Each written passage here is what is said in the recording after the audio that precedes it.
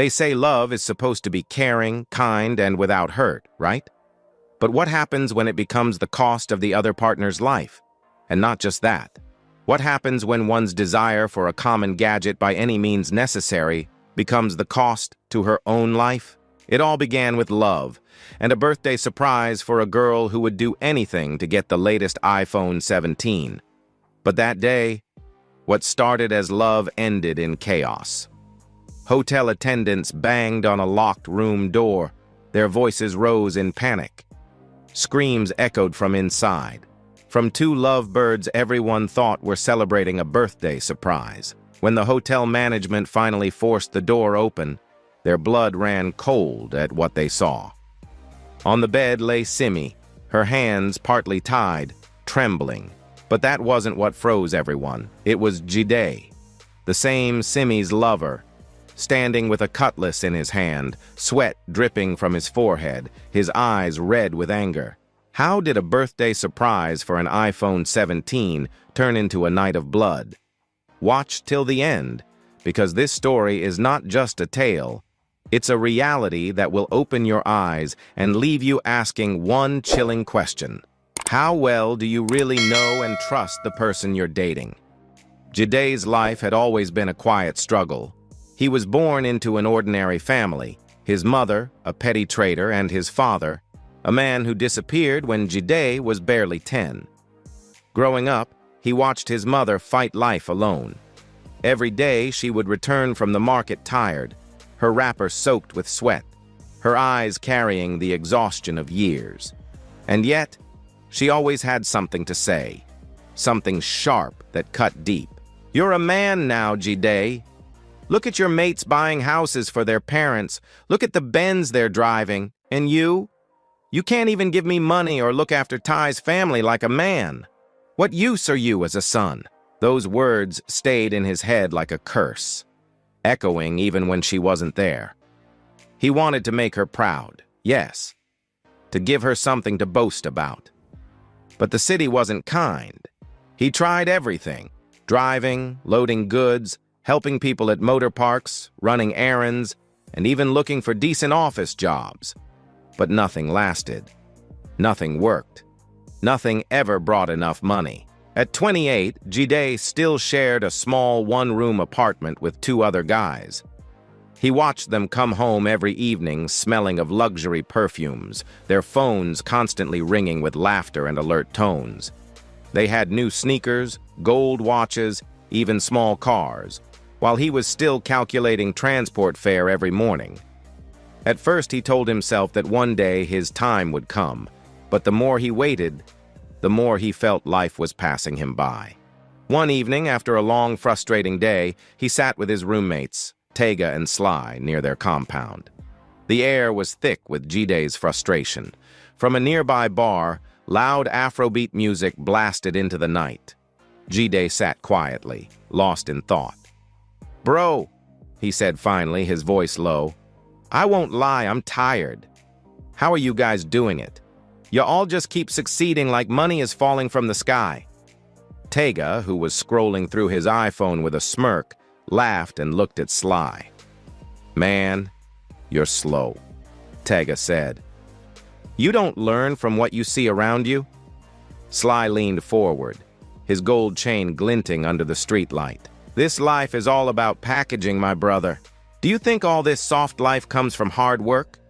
You'll die poor if you don't start using your head." Jide frowned. "What do you mean?" Tega smiled, taking a slow sip of his expensive cocktail. "The kind of thinking that makes money flow. Find a beautiful girl who truly loves you, use her, cash out, level up. It's that simple." Jide blinked. "Use her? You mean deceive her?" Sly chuckled darkly. "No, not deceive, might be smart.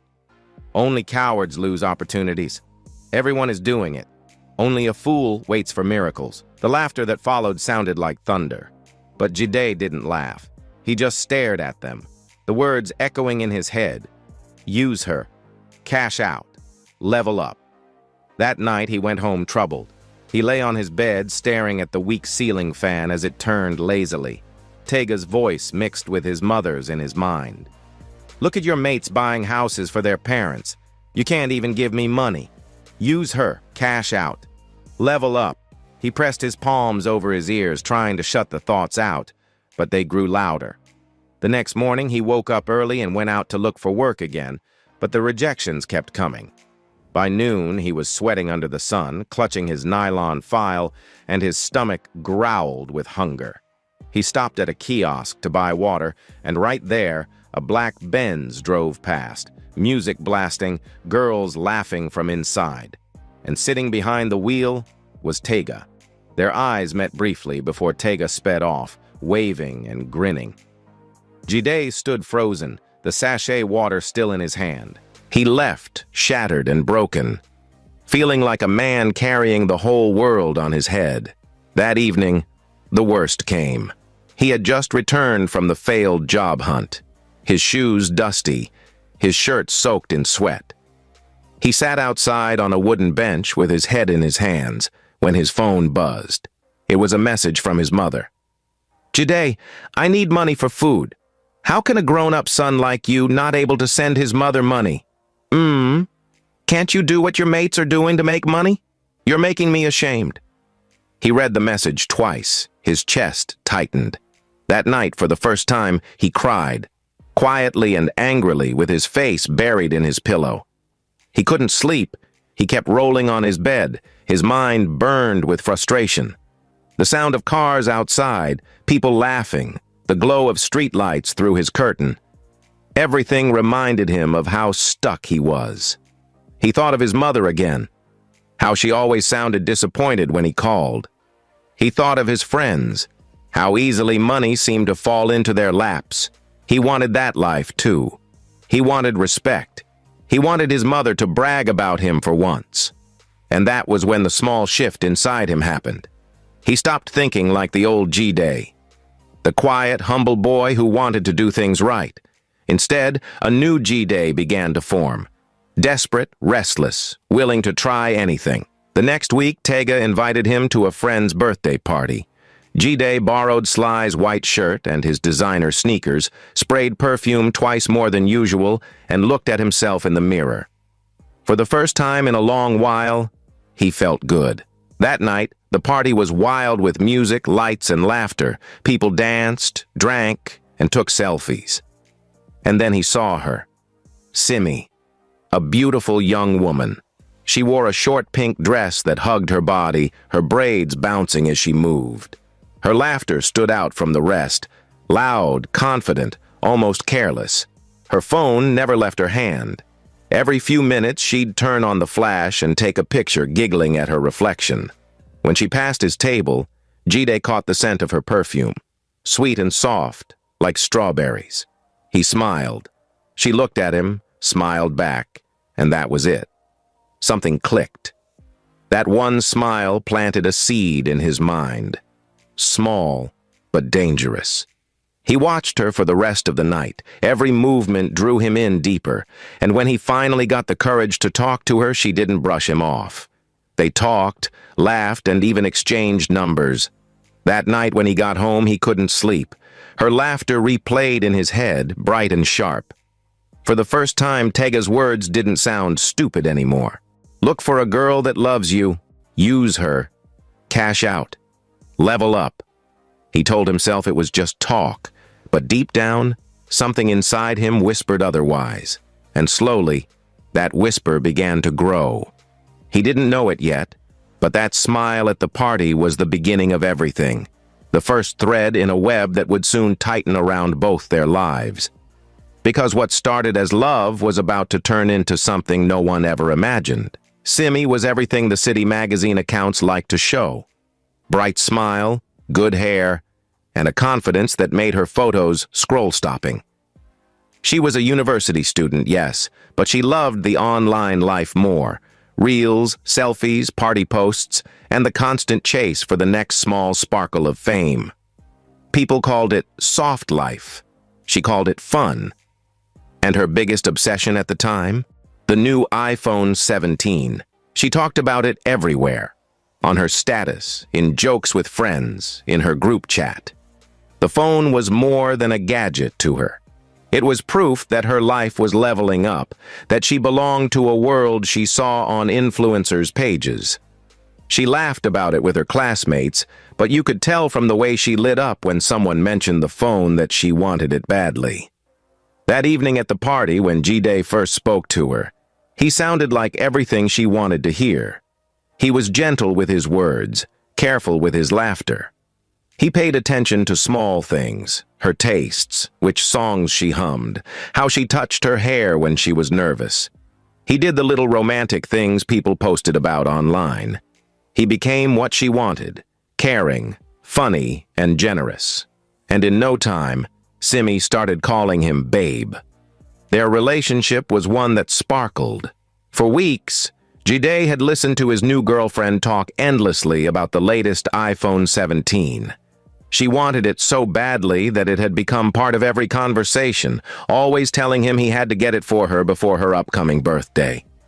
He knew he couldn't afford it, but each time she mentioned it, each time she laughed and said she would have it no matter the cost, he only smiled and nodded, pretending it didn't sting.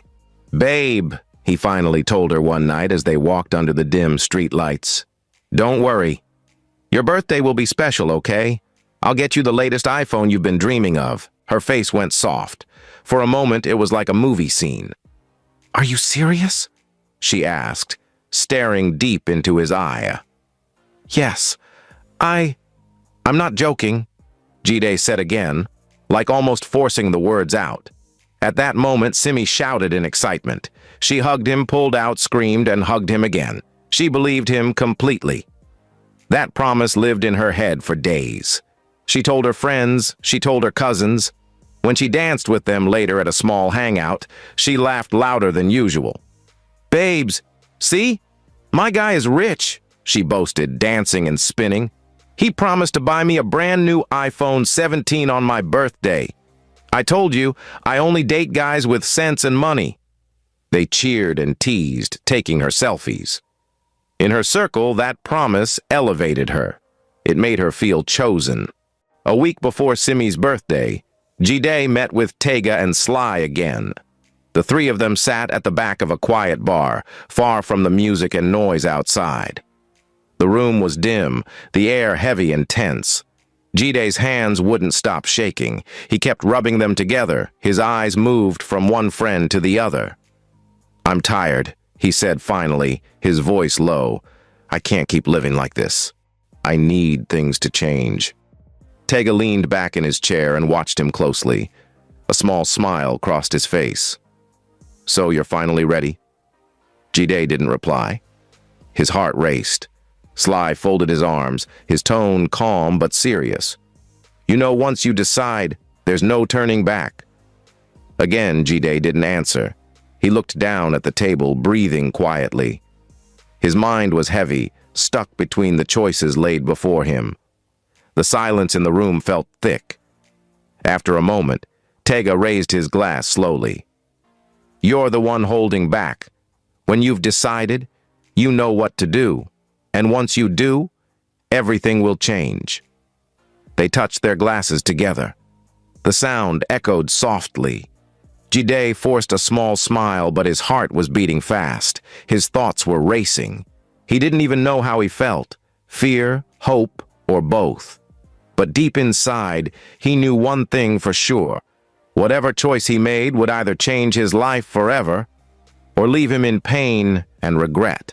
That night, he lay awake on his mattress, the room hot and the fan doing little more than move air. He tried to picture himself in a nicer house, his mother smiling at a new phone or a small cash gift. He tried to picture his name no longer the reason for pity at the corner shop. Everything overwhelmed him, but nothing hit harder than the haunting words from the one person he thought would be his strength, his mother. They echoed in his head, suffocating him. "You're useless, G-Day." Her voice played again and again in his mind, sharp, cold, and painful. "Your mates are making it big. And you? What have you achieved?" He clenched his fists until his nails hurt. He told himself that he was doing this for them, for his mother, for the son he wanted to be in their eyes. He told himself he would be careful. He told himself it was only one night, but promises to yourself can be fragile when they stand on a cliff of desperation. Over the next few days, he played the part perfectly. He borrowed his friend's car to impress Simi even more. He smiled more than usual when he called her. He asked her what song she'd like to hear as they drove in the borrowed car. He asked her what cake she wanted. He also talked about the little things, how he loved the way she laughed when she danced, and how he couldn't wait to see the smile on her face when he finally gifted her the new iPhone 17 he promised her. And every time, Simi said she'd walk around and show it off with pride. She believed him. She trusted him more with every message. She liked how different he seemed, how steady the attention felt. She began to post hints, subtle pictures of balloons and cake emojis on her stories, and the comments came like tiny applause. As her birthday drew near, Jide's nerves grew. He rehearsed details in his head. He borrowed money, made promises to the men who waited behind his plan. Each night, as he lay down, his mind raced with images of a life that could be and the terrible steps that would bring it. There were moments, small blanks, when he looked at Simi and felt a stab of guilt. But they were quickly pushed away by the louder voice inside him, the one that said this was his door out, his only chance to stop being the son who could not provide. On the evening before her birthday, he walked the streets aimlessly. He saw other lovers laughing, girls on their phones, families buying small things for each other. Their small joys felt like salt in a wound. He checked his phone and sent Simi a message, a short, sweet line. "Sleep well. Tomorrow will be beautiful." She replied with a string of heart emojis. He stared at that reply longer than he should have, feeling the weight of what he planned to do heavier than ever. And somewhere, in the soft light of dawn, Simi thought only of cake, balloons, and an iPhone that would finally sit in her palm. Finally, the long-awaited birthday came. That day, the air felt heavy, though the city outside was loud with life. Cars honked, music played from bars, and laughter drifted from passing groups of friends, all celebrating one thing or another. But inside Jide's chest, there was no celebration, only a dull throb that refused to fade. He checked his phone again. Simi had sent a voice note earlier, full of excitement and love. "Babe, you're so sweet. I can't wait to see what you've planned, and the gift you promised me." Jide stared at her voice note for a long time before sliding the phone into his pocket. When he finally arrived at the hotel lodge, the small room glowed softly. Balloons floated in the corners, a little cake sat neatly on the table, and a string of fairy lights framed the curtains. Everything looked like a perfect birthday surprise. Minutes later, there was a knock. Jide opened the door and Simi walked in, smiling from ear to ear, holding her small pink purse. "Babe!" she squealed, clapping her hands as her eyes darted around the room. "You did all this for me?" Jide forced a smile and nodded. "Of course," he said softly. "You deserve the best." She ran to him and hugged him tightly. Her perfume filled the room. For a moment, Jide's heart beat fast, not from guilt or fear, but from something painful he didn't want to name. He wished, just for a second, that this moment could stay pure. He led her to the table to sit and offered her a drink. She laughed, tossing her braids over her shoulder. "This is so lovely," she whispered.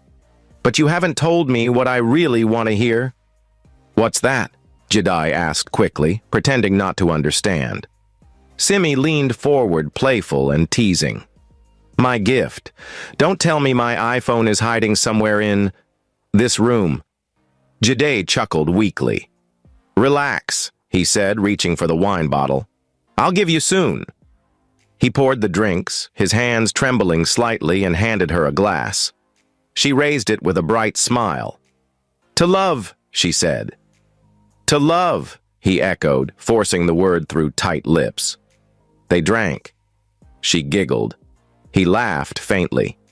They talked about random things, movies, friends, small gossip, until she reached out and held his hand across the table. "You know," she said softly, "you're the best man I've ever met. You make me happy, babe. And I'm so lucky to have you." He looked at her and almost broke. But he didn't. He just smiled. "You make me happy too," he whispered. But those words sounded uncertain. Music played faintly from her phone, a birthday playlist she had prepared. Then Jide stood up and offered his hand. "Come," he said. "Let's dance a little." She got up laughing, swaying softly as he pulled her close. This one you're romantic like this tonight?" she teased. He didn't answer. His face was close to hers, but his mind was far away. After a while, he led her to the bed, his voice calm. "Let's sit." She sat, still smiling. He walked around to the other side, reaching for something behind the chair. "What's that?" she asked curiously. Jide didn't reply. Then he turned with a small rope in his hands. She frowned, half smiling. "Babe?" she called out, surprised now. "What are you doing with that?" "Let's make it fun," Jide said, trying to sound playful. "Just trust me." She giggled nervously, then smiled. "Playful?" "Okay, I think I like it," she said shyly. He knelt beside her, tying her wrists. But then his fingers trembled as he made small knots. His breathing became heavy and his hands shook more with each knot. Simi noticed. "Babe, are you okay?" she asked softly. But Jide didn't reply. His face was stiff. His eyes were different, dark and distant. Then, without a word, he bent down and reached under the bed. At this moment, Simi's heart skipped. "What are you doing?" she asked. But Jide ignored her totally now and pulled out something Simi never expected she'd see. A cutlass. The silver blade looked really sharp, catching the light as he pulled it out slowly. Simi froze. Her throat went dry instantly. "Jide," she whispered, her voice trembling. "What are you doing?" Still, he said nothing. His jaw tightened. Beads of sweat rolled down his face. She tried to laugh, thinking maybe it was a prank. "Babe, stop playing. You're scaring me." But he didn't laugh. His silence filled the room heavier than any scream. "Jide!" she shouted now, calling him by his name as panic rose in her voice. "Stop! What's wrong with you?" Jide didn't blink. His eyes were fixed and cold. And that was the moment she saw the madness in his eyes. The man she thought she loved wasn't standing there anymore. She was seeing a monster that was ready to kill her now. Her voice broke. "Jide, please. Whatever it is, we can talk," she cried. But Jide's eyes only hardened. Simi tried to scream, but he shoved a piece of cloth into her mouth, silencing her completely. Then he raised the cutlass slowly, but his hands shook violently. Simi's eyes widened in horror and fear. She tried to scream again, but her voice was already trapped. She kicked, twisted, pulling at the ropes until they dug into her wrists. Tears poured down her face, the tears of a helpless girl caught between life and death. But Jide couldn't look at her. He shut his eyes. His breathing was loud, heavy, and broken. He took one step closer, gripping the cutlass tighter. His body trembled all over, torn between rage and hesitation. For a split second, he looked human again, but it was gone in an instant. Then he raised the cutlass high again. Simi's mind went blank. Pure survival took over. She twisted her wrists again, hard, ignoring the sting. Luckily, the rope loosened slightly. One hand came free, and at that moment she didn't think. She just moved. With shaking hands, she grabbed her bag from the edge of the bed and yanked it toward her. Inside was her pepper spray, a small pink bottle she always carried around, just in case. Jide stepped closer with the cutlass still lifted. And in that second, she pressed the trigger. The spray hit him straight in the eyes. He screamed, a raw, piercing sound that filled the room. The cutlass slipped from his hand, crashing to the floor. He staggered backward, grabbing his face. Simi jumped from the bed, pulling the rest of the rope off her body, and quickly removed the piece of cloth he had shoved into her mouth. She stumbled toward the door, her hands slippery with sweat.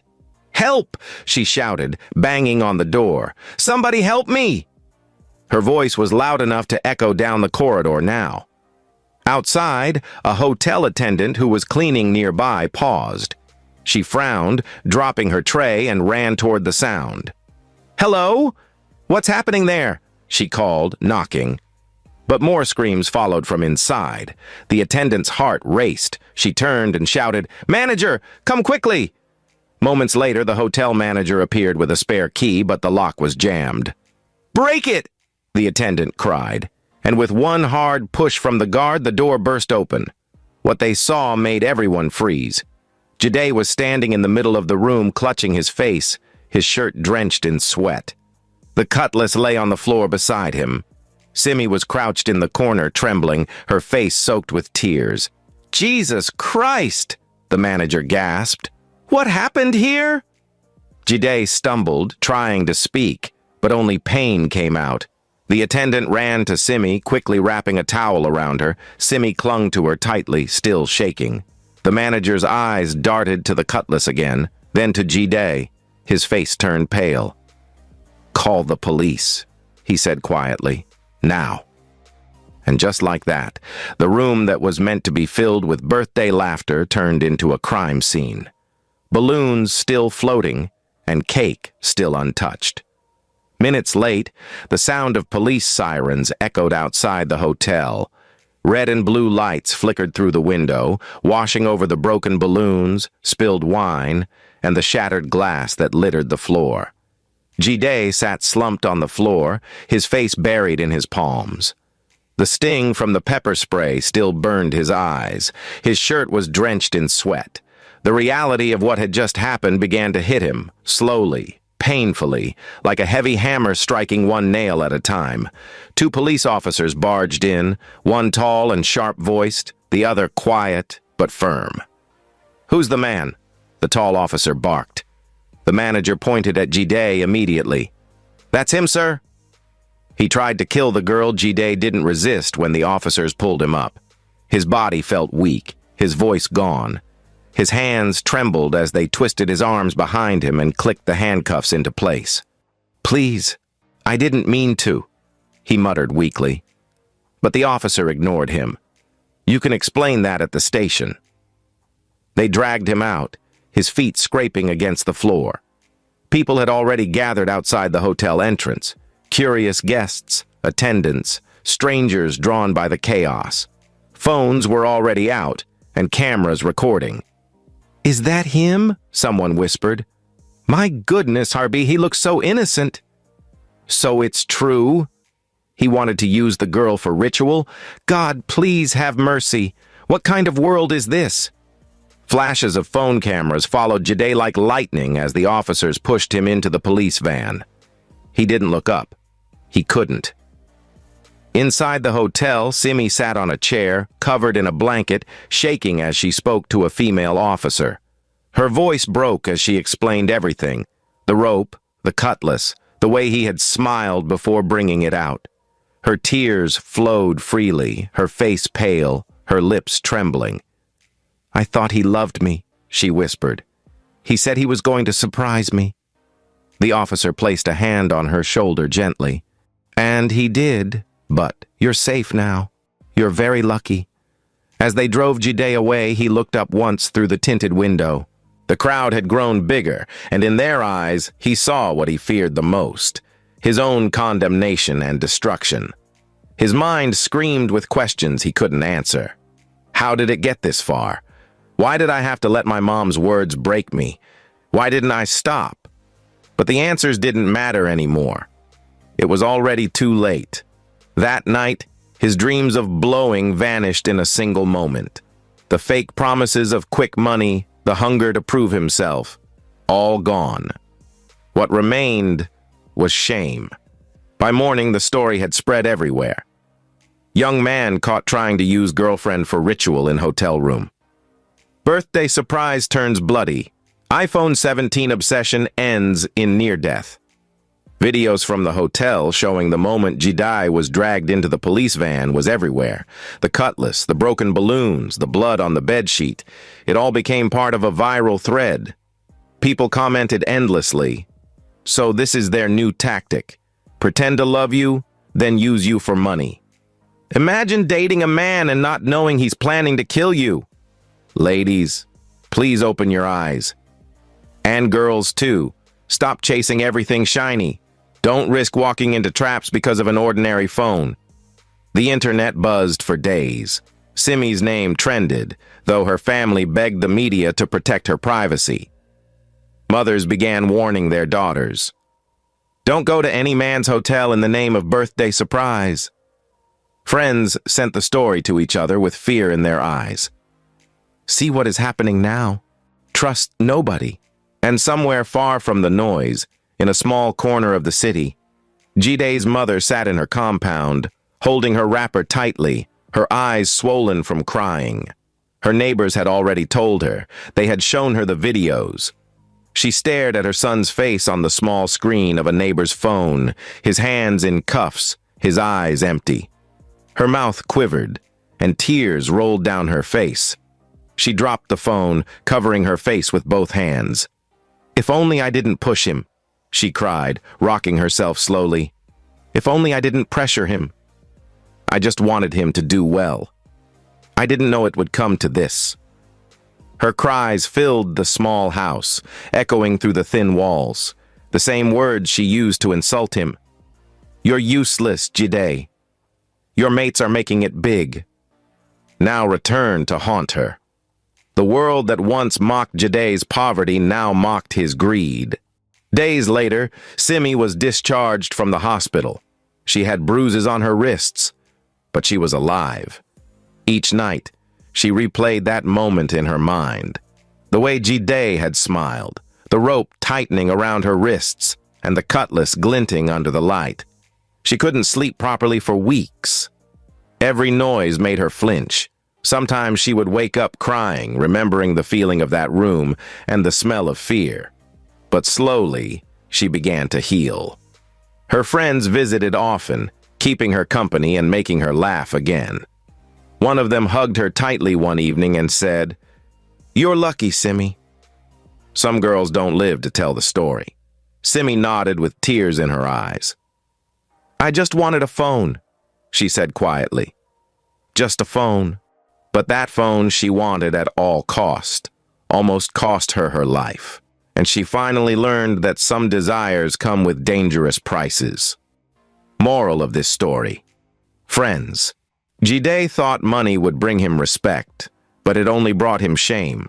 He wanted to prove himself, to his friends, to his mother, to the world, but he lost everything instead. Even the friends who pushed him into soiling his hands into evil didn't come close to him anymore. He was left all alone. And Simi's hunger for the latest phone, just to impress people who didn't even care, almost cost her life. In the end, both of them were victims of pressure, of greed, of the lies society tells us. I want you to hear this. The pressure is everywhere, from family, from friends, from social media, from people who make you feel like you're not enough. But open your eyes, because not every gift is worth the risk. Not every promise is love. Not every relationship is genuine. And not every surprise is meant to make you smile. So choose wisely, because one wrong choice can destroy everything. Did you learn from this story? If you were Simi, what would you do after surviving this? Would you ever go to any length just to get the latest gadget, or even trust love again? And what about Jidai's mother? Would you understand that she only wanted her son to be responsible and take care of her? Or would you blame her for pushing him too hard? Do you know any Simi or Jidai who's had a similar experience? Tell us. What happened? Did they survive it? Share your thoughts in the comments. We'd love to hear from you. And don't forget to like, share, and subscribe to African Tales by Emiday for more stories filled with lessons, mystery, and real-life experiences. Because sometimes the stories we tell are the very ones that open our eyes. See you in the next one.